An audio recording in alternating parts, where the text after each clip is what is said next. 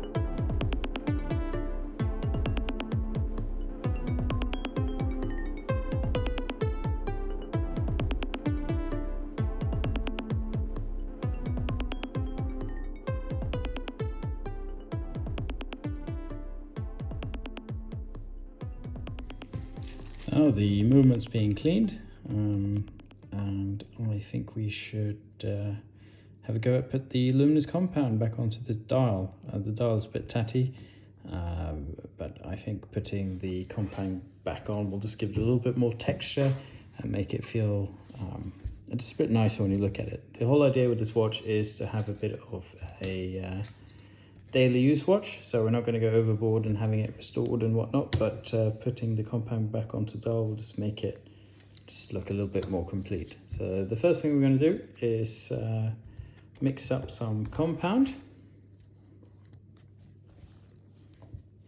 and this is my compound mixer. We have the hands here. That's kind of going to be our guide of what kind of color we want to get. We're going to match them up to those. We're also going to put a little bit of luminous compound on the back side of these hands just to stabilize the old loom that can get quite brittle and can fall off and end up in the movement, which is not nice if you just had it serviced.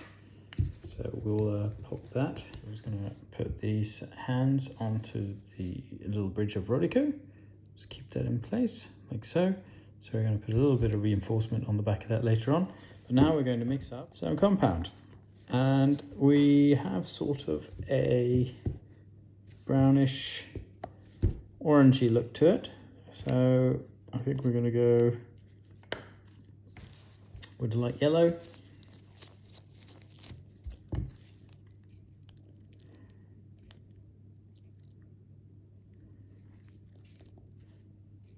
I'm going to make it a slightly bigger batch this time, so we'll take 2 big scoops of light yellow,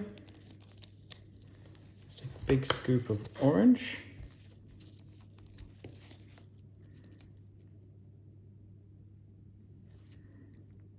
like so. Now I'm going to put the binding compound. You take a little droplet of that.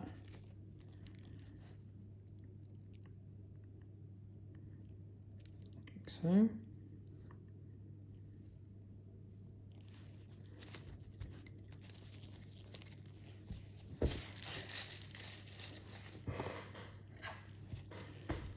Use my oiler to mix that together.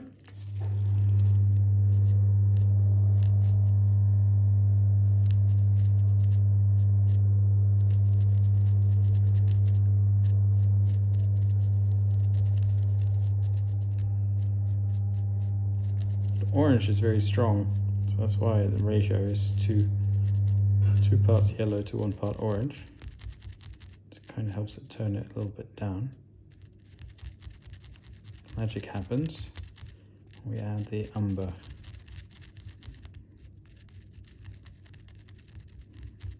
Get that good mixed. Now I have this umber powder.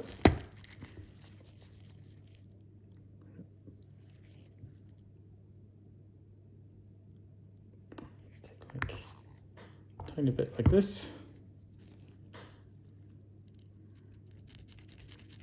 Don't want to overdo it. Mix that in.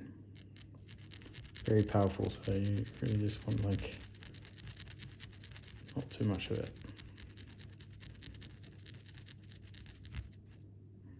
I'm actually going to scoop that little bottom bit out because I think it's almost more than I need. So I'm just going to take this part out.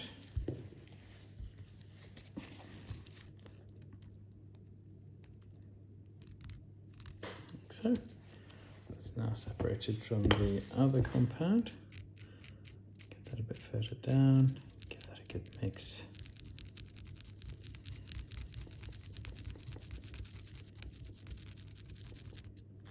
That is pretty close to what I'm looking for here.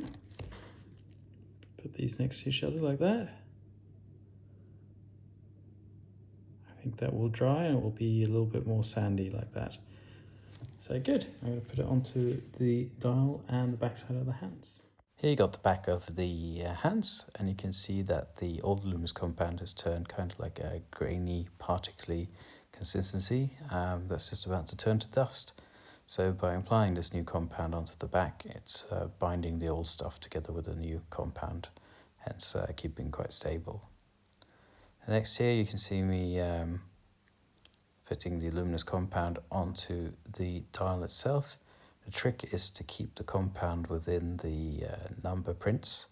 That's how I like to do it. Sometimes it's, even from the factory, a bit sloppy, but I would try and do it best. There's a little accident there, a little droplet, we can't have that, so we clean that up very gently. No harm done, do that straight away, you got no problems. But yeah, it's fairly fiddly, and this is a fairly big dial, so I have done it on a little ladies movement as well. That was, yeah, you've got to hold your breath a bit when you do that, but you'll see the end result in a bit, and I think it turned out pretty good. Very happy with that.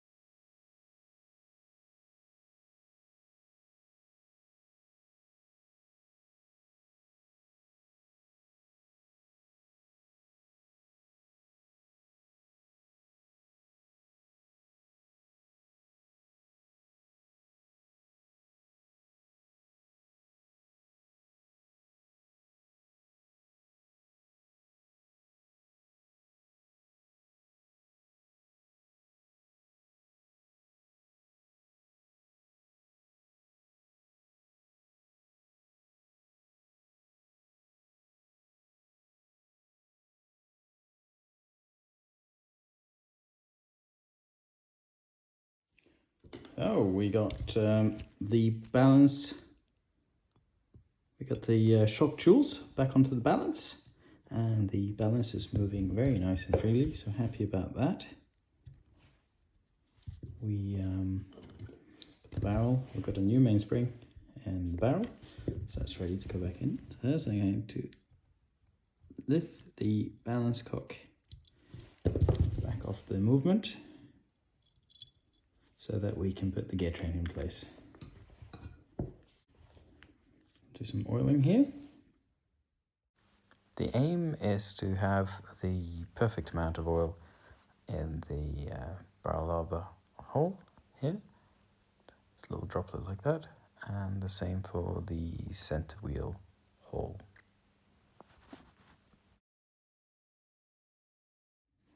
Then we can fit the barrel onto the movement, and we can fit the, well, we might as well just fit the barrel bridge straight away.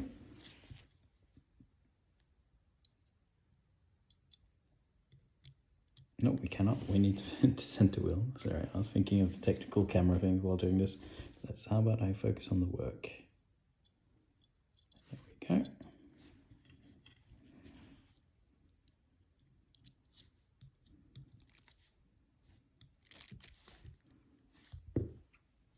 Nice.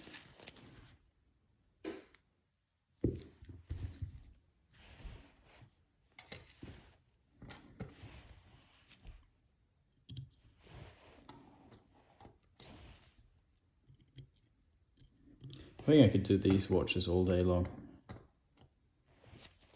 I do like these manual wind Omegas. Just nicely robust made watches.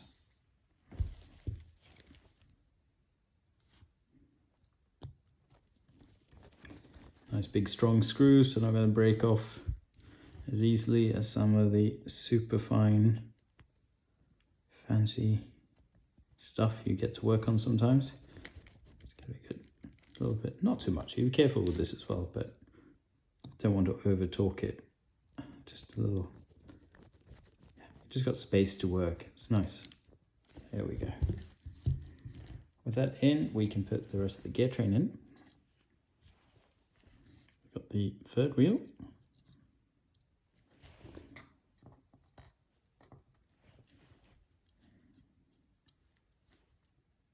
Fourth wheel.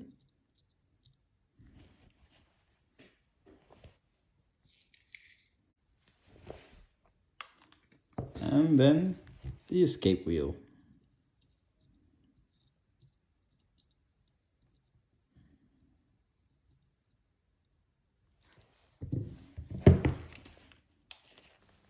Looking closer at the escape wheel jewel, you can see there's some really stubborn grease in there, leftover residue from old oil, and the cleaning machine couldn't get it out, so you have to manually clean that with a piece of pegwood.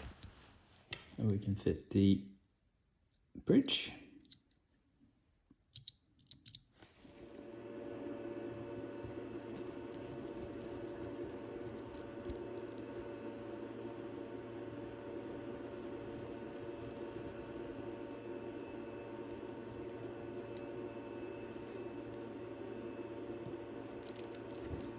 Nice, we have the basic gear train back into place. I'm now going to fit the ratchet wheel.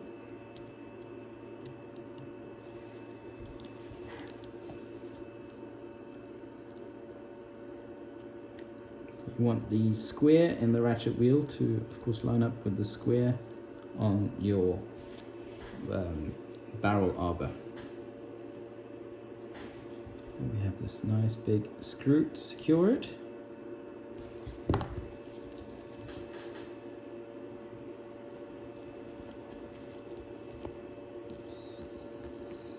You see the gear train is moving freely, which is a good start.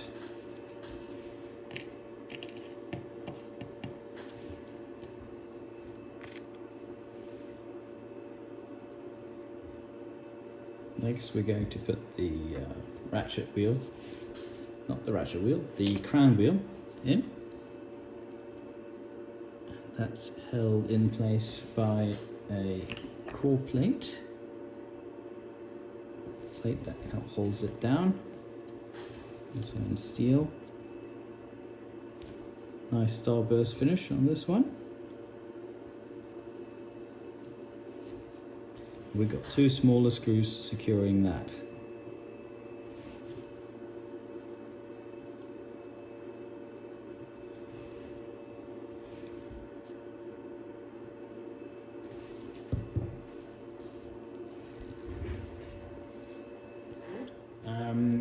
I'm going to oil the movement. Then we just need a little bit of 90-10 here, 90-20, 90-20, Mobius oil. And we're going to flip it around, oil the underside, and then we'll start putting, refitting the setting and winding mechanism. When it comes to oiling the jewels, I have this little oiler here, which makes my life easier. I can regulate how much oil goes in, and you want about the oil 1 to 2/3 up in the cup. Now the gear train has been lubricated. I'm going to fit the setting and winding mechanism.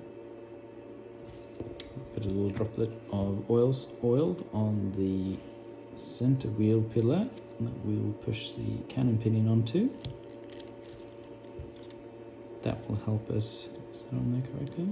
Yeah, that will help the clutch to slide when you're going to change the time. There's a little bit of surface rust on some of the components here, which we've cleaned off and then cleaned. You can see the pitting, the scars on the winding stem, but this is a very solid piece still, so we're going to use the original one.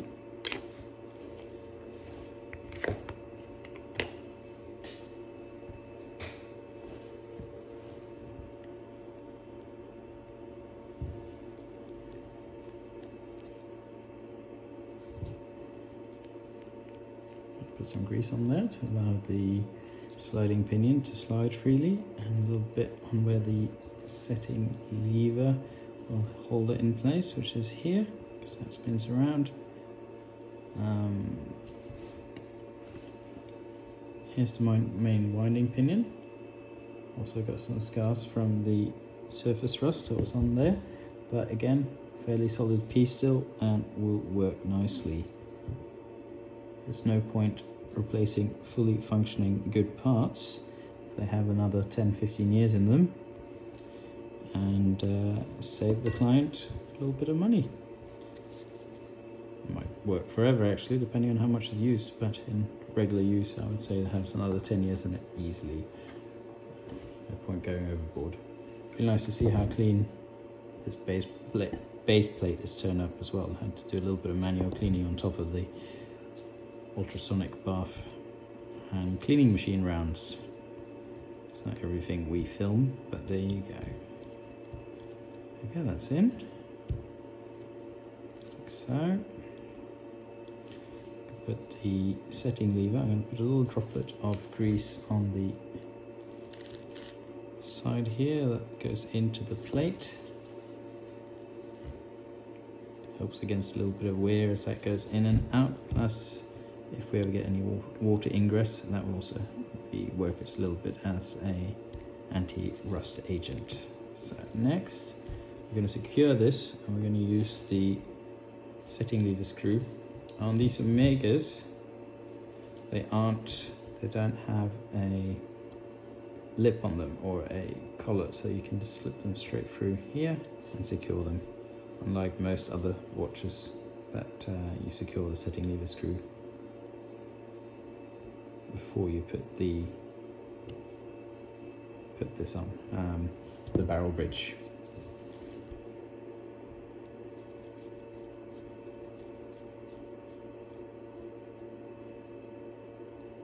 Secured.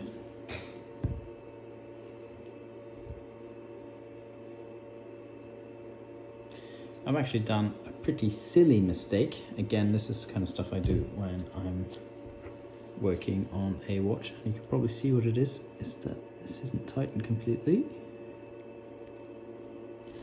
Because, there you go, that was lying on top of the wheel that hadn't engaged. I do not know why I didn't notice that before now. Luckily, no damage done. If I'd forced this, if I tried to wind it and force it, I would have caused some damage, because I was careful and just moved where I could feel the resistance. I didn't touch it. See, that's the winding pinion. It's now in engage mode. It can fall out because we don't have the... Now we can fit the yoke. That will keep the winding pinion in position.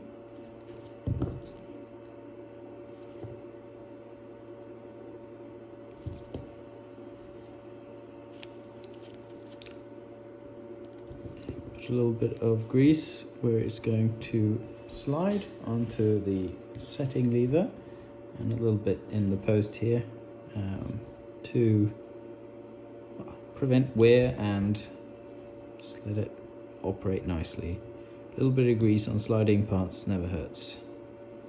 There you go. We got the yoke spring. It comes in here.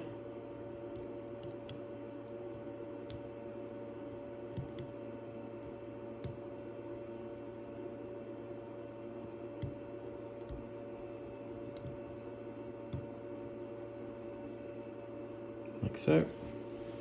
That is held in place by the setting lever spring. We're not going to fit that quite yet because we have to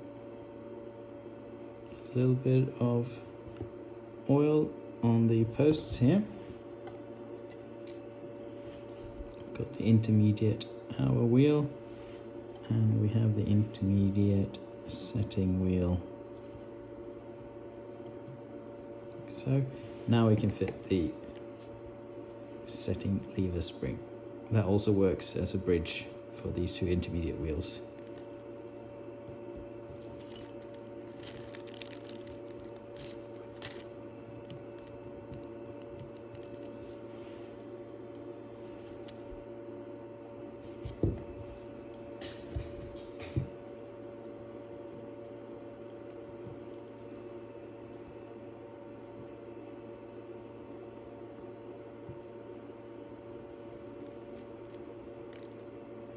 There we go. Put a bit of grease on here. And we can now wind the movement. And we can set the movement.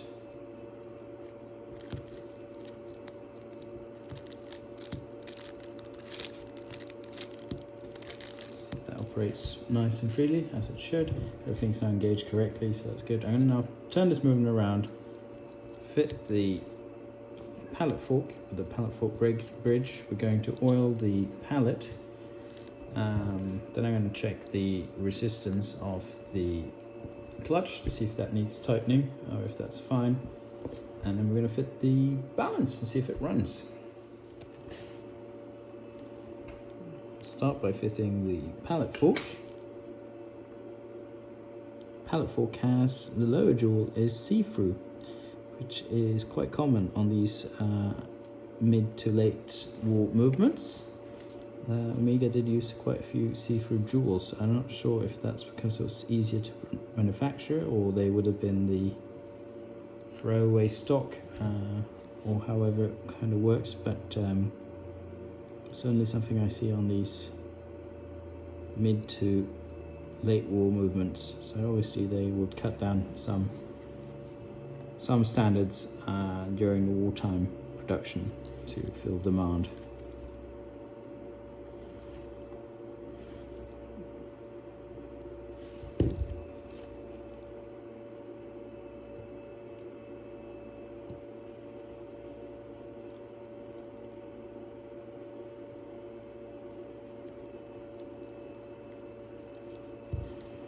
Now we can wind the movement. We're just going to set, see how friction feels.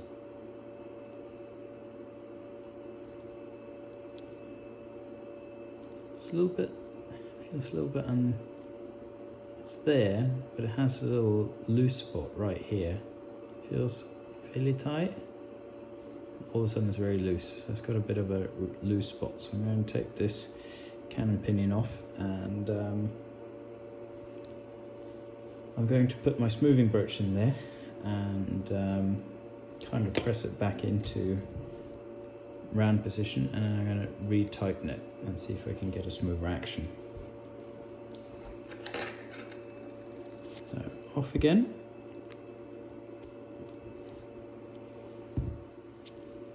So I got this here. I'm just going to give that, I'm not doing the cutting broach, just a smoothing broach, so we're not too brutal on that. Smooth that. Now I'm going to put this a little bit up and under the microscope. I'm going to tighten. I'm going to give this a little squeeze on the mark where, because this is how these clutch works, you just squeeze a little bit on the middle of the tube where you're supposed to, and that will give you the friction you need to drive the hands around. And also be loose enough to be able to set the time.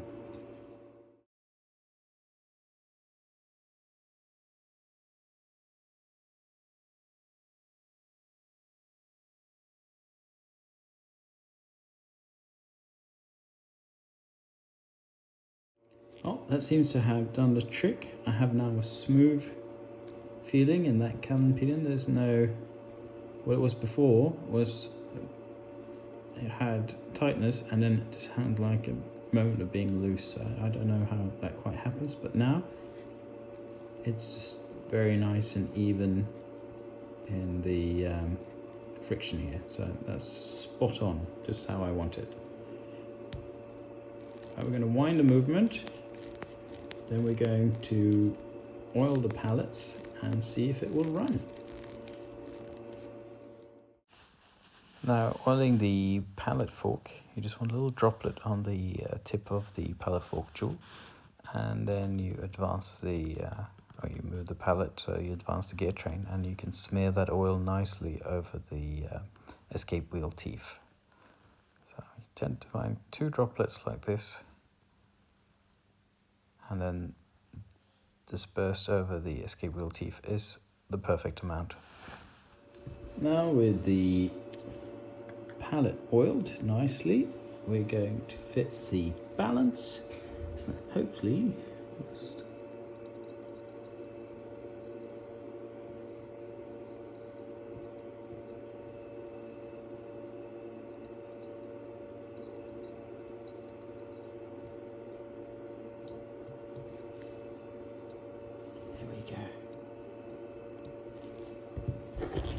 Nice, we have a running movement.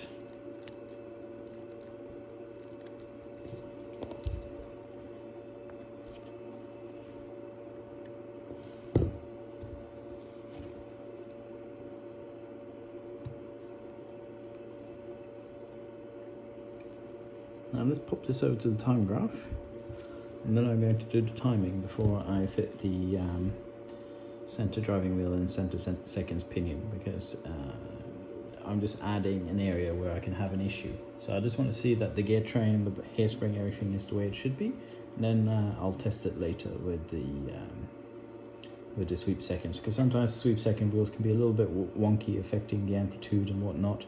Not always such a big issue on these ones, but it just eliminates any balance troubles. At first glance, I haven't done any adjusting or anything. You can see I have a very big beat error. It's getting a bit of time, but first I need to address this beat error if I'm going to go anywhere. Amplitude is okay, I'm sure that's going to go down after I've addressed the beat error. So yeah, we're going to adjust that and then try again. Now for the slightly tricky part of regulating the beat error. So because this is not regulated on the balance cock, it's regulated with this collet on the balance wheel itself. So you sneak a screwdriver in between the coils, and then you turn it slightly up or down until you hit the exact point where you have the perfect beat error. Okie dokie, now after a lot of attempts we have adjusted the beat error. That is adjusted on the balance wheel itself, because there's no regulation on the balance cock, which newer models have.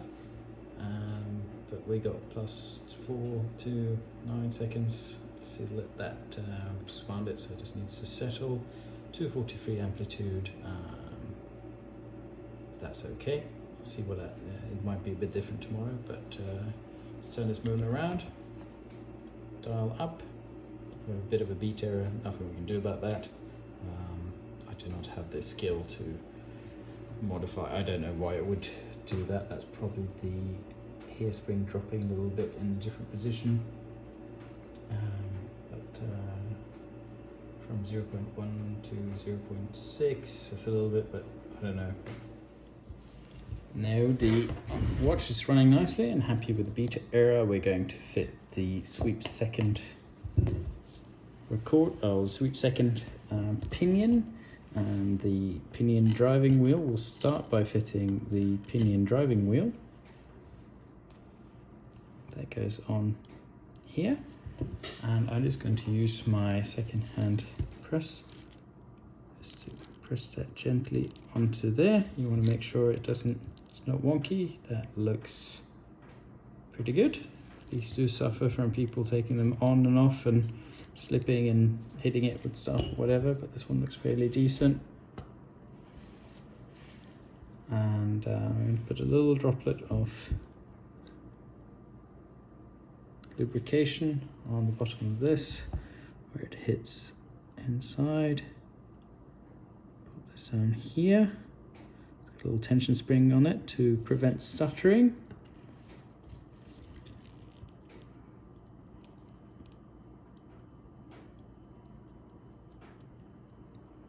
And that's secured with this little bridge, which is very nice. It's nice this is secured with a bridge, not with the spring itself, like some other models. It's just a little bit more robust in my book.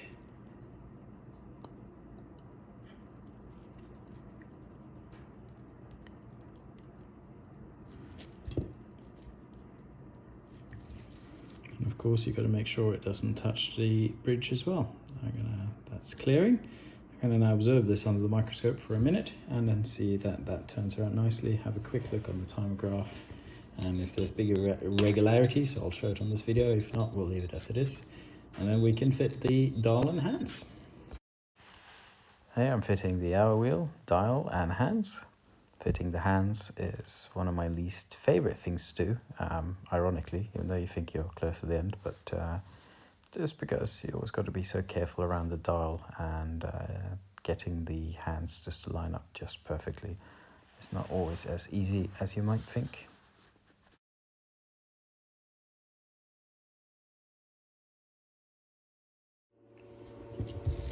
there we go. Movement back into the case, and nice and clean, timed, performing very nicely. Very happy with that. I guess the last thing to do is take a couple of photos, put the case back on, and call it a day. When I put the case back on, I make sure this little slot for the case back knife is facing downwards position, so we can access it nicely. So it's very annoying when somebody puts that up against a lug and you can't access it. Nice. I think that turned out pretty good. Very happy with the added luminous compound on the dial. I might even have done it even darker than what I did, but I think it really lifted this watch. It's going to be really nice out in daylight. It's very harsh light we got in here, so the patina on the dial actually looks much nicer outside than it does in here. But what a lovely job. If anybody got these needing a service, please send them to me. I do like this kind of work. Very, very nice. Anyway, hope you have a great day, and until next time, take care and have a good one.